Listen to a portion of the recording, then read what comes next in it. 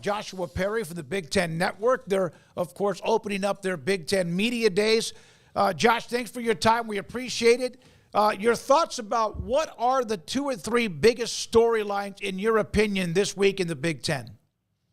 Yeah, I mean, I think number one, it's kind of everybody's talking about the adjustment of the Big Ten. New teams, right? Like no divisions this year. Top 2 teams will play for a conference championship.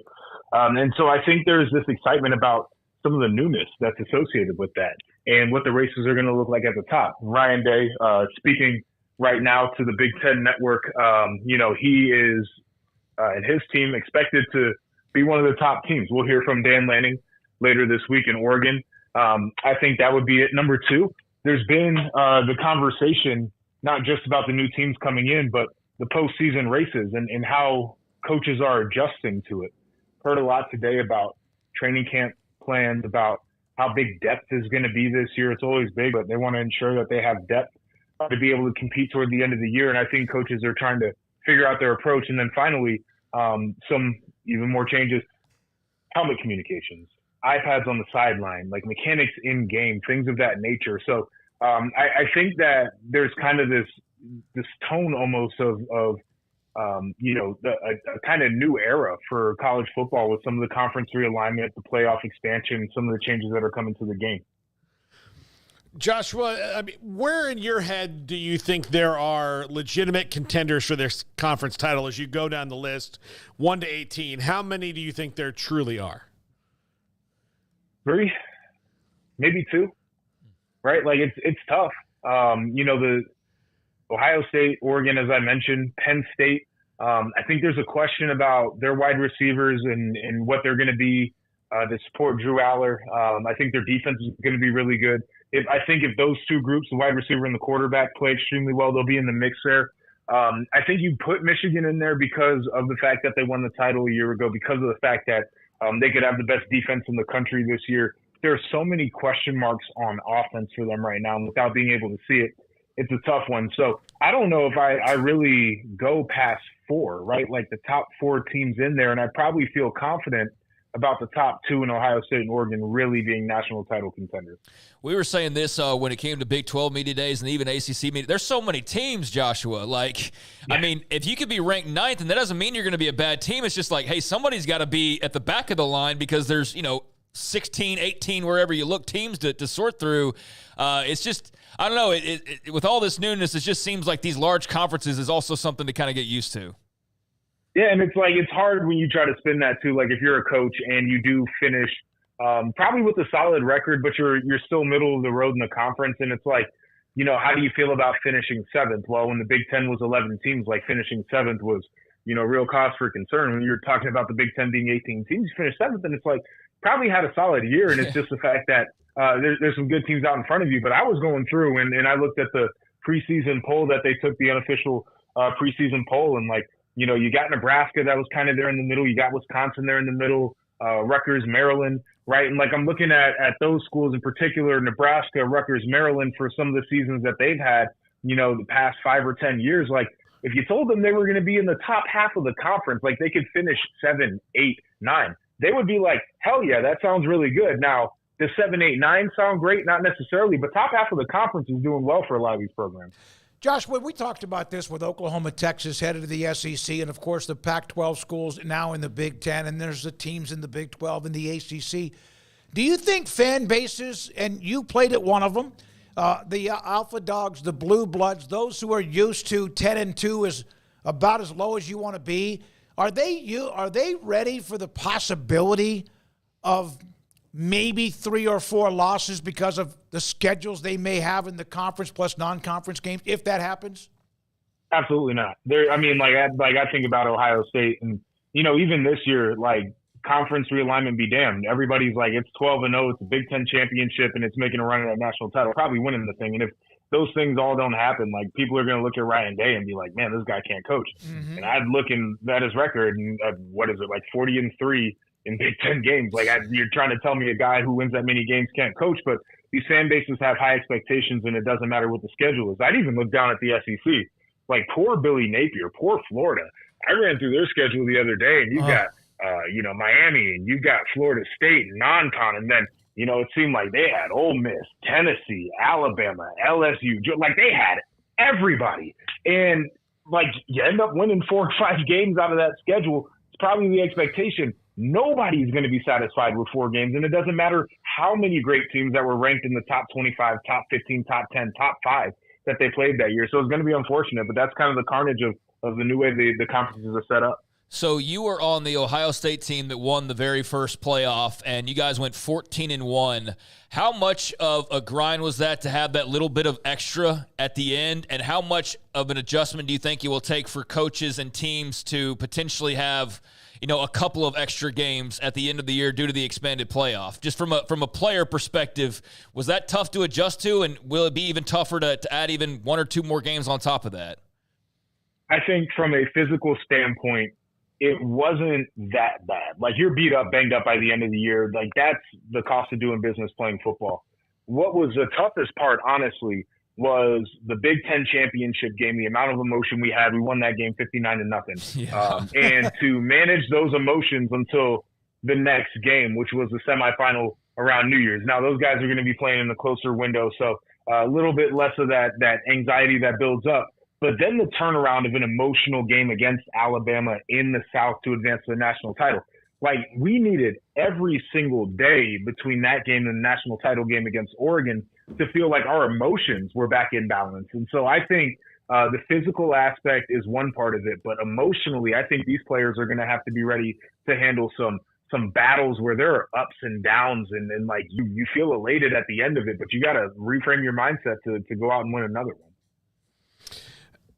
Josh, on the Florida thing, I want to say I think that the Gators clearly did something to Greg Sankey that made him mad. I can't figure out what it is. Like, did they not, sign his birthday card, or did one of them even send one? Did one of them accidentally send a drink to his wife and was like, "Hey, what's up?" It's like, "Oh no, that's Sankey's wife." I have no idea. Who do you think is the surprise team that people are sleeping on this year in the Big Ten? This is going to sound crazy. All right, and I want to kind of preface that. I'm going to pull up their schedule here while I'm talking to you guys. The Rutgers Scarlet Knights, I think, are in a little bit of a window here to be able to surprise people. And I'm not saying that they're going to make a conference championship game or that they're going to make the college football playoff. It's certainly not what I expect. I don't think that's what people expect of them as a program. But the idea that they could be an 8-win or a 9-win team is something that people aren't necessarily comfortable with, but I think is fully within reach for them. So they play to open up the season on Thursday night. They play Howard. They've got Akron. Then they're off. Then they've got Virginia Tech. Don't know how they're going to be. Washington is their first conference game. They've got Nebraska. It feels like a matchup opponent. Wisconsin, very similar. UCLA is down right now.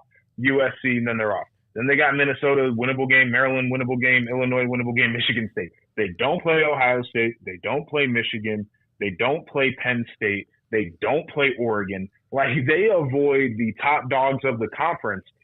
If they win 8 games or 9 games this season, like, don't be surprised, because I'm telling you right now, and I think they're talented. They've got more length. They're a tough-nosed team. Go back and watch the games against Ohio State and Michigan a year ago. I think Rutgers is starting to build into a program that people just can't roll their helmets out against anymore. Josh, your thoughts about where college sports and all of what we've seen the last 3 to 4 years, from when COVID was there, the extra year, the transfer portal, which seems to be wide open. They're trying to tighten it up. And, of course, NIL, which has been amazing for student athletes and long overdue. You're a student athlete. Where things are in college athletics, do you see it, even with some movement still remaining, where there are 60, 70 teams among what is the autonomy for in the power, I guess, upper division? Yeah, I think we're going to maybe get to a place where it's really defined, right? Like, I think the Power Four may become its own thing, and they might compete for something different than the rest of the teams. But I do think that this idea of an athletic model that is associated with college is going to remain. And we all get into this thing where it's like, oh, man, don't know where the sport's going, but it feels like it's headed to hell in a handbasket. People talked about that when, they adjusted the scholarships from, 120 or whatever they were down to 85. It's like, oh my God, how are we going to field the team? Like, all the different changes. First off, there's too much money involved for people to mess this thing up too much. But I think that there's a legacy to this sport that really matters to a lot of people for it to evolve into something that's completely unrecognizable. So, changes certainly on the horizon. But I do think that after a while, it might be 70 teams, FBS, they compete for their own championship. Whatever the group of 5 was, they compete for their own championship. You got FCS all the way down, but it's still going to be college football. Yeah, a lot of changes that were overdue, too, that are finally coming around and getting put in place. Joshua, how you feeling about the Buckeyes, man? There's a lot of hype, as you well know, a lot of big moves in the transfer portal, a lot of big talents coming back. I mean, they're one of the favorites to win the national championship this year. Do you echo those sentiments, and just kind of what are your thoughts about Ryan Day and company as they suit up? Yeah, I mean, I echo those sentiments. It's really hard to avoid how talented that football team is and really how hungry they are at this point, considering some of the outcomes of the previous years. I had the opportunity to go one-on-one with Ryan Day today. He was fantastic. It was awesome. It was enlightening to me. He speaks of this hunger that exists, right? Like, of guys who are talented. They came to a historic program. They really haven't won anything. You got former players out there who are looking at them as if they're kind of something other than what they were when they were at Ohio State. You got a fan base that's kind of been tough on them. And now you have all the opportunity in a new look conference and a new look playoff to make a run here. And one guy he pointed to in particular was Jack Sawyer, who's an edge rusher. He's a Columbus guy. All this man thinks about is game by game, building up. Game by game, building up so they can beat Michigan. And then whatever happens after that, he's ready to take on that challenge. But I think they've adopted this mentality. It's a day at a time. It's game by game in the season. By the 12th game, they better be ready to put on a show. And then after that, it's go time. Hey, when you played the game, when did you ever, or was there any time after the opening game, no matter who you played, where you were ever completely healthy? Oh, no. No, I mean, I came out of training camp every year with something, one thing or another. It's the only time you feel healthy is in the offseason. Yeah. Yeah. How about now? You good now? Yeah. It lingers. It feels like I'm still in the postseason of my career. I'll put it like that. Just wait till you're in your 40s and you get a bruise for no reason, and then you were like, man, I really wish that could say a linebacker hit me or something. Yeah. Like, that makes sense as opposed to, I had a weird dream about Grimace. Yeah, there you go. Hey, that is hilarious. Joshua, we love the segment with you. Thank you so much for being a part of it. Enjoy Big Ten Media Days. Also great that you got Ryan Day one-on-one. That's cool. Thanks for your time and have a great rest of the week. Hey, I appreciate you guys having me on the program. Hopefully I'll get to catch up with you during the season. We hope that too. Joshua Perry, Big Ten Network, hell of a player in his day to kind of give us some notes and nuggets from Big Ten Media Days and in college